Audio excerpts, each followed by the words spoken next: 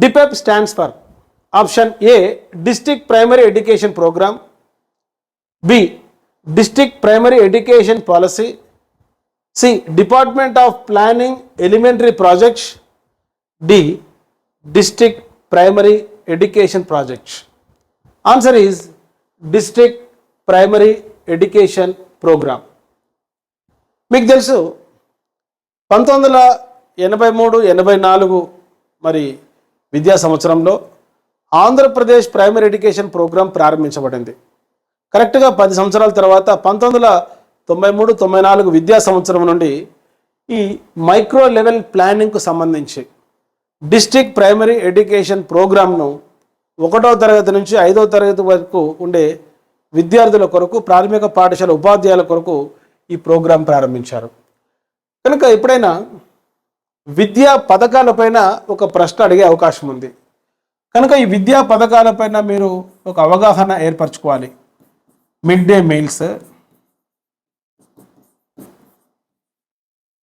Integrated education for disable children, minimum level of learning, national literacy machine,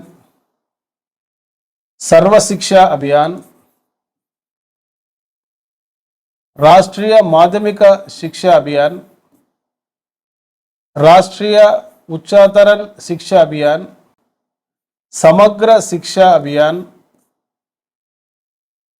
पढ़े भारत बड़े भारत,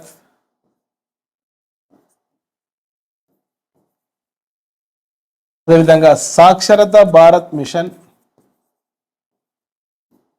ఇటువంటి ప్రోగ్రామ్స్ను మీరు బాగా చదవాలి. ఎడ్యుకేషన్ పేపర్కి సంబంధించి ఒక విద్యా పథకం ఏ సంవత్సరంలో వచ్చింది, ఆ విద్యా పథకానికి సంబంధించిన పదం యొక్క abbreviation like DPEP, district primary education programme, ఆ విద్యా పథకం యొక్క లక్ష్యాలు ఏమిటి. ఫర్ ఎగ్జాంపుల్ సర్వశిక్ష అభియాన్, రాష్ట్రీయ మాధ్యమిక శిక్ష అభియాన్, రాష్ట్రీయ ఉच्चतरण శిక్ష అభియాన్, ఈ 2 ప్రోగ్రామ్స్ కలుపుతూ 2018లో వచ్చిన సమగ్ర శిక్ష అభియాన్.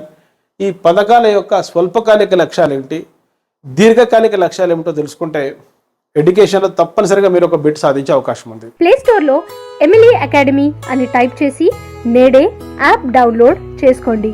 All the best.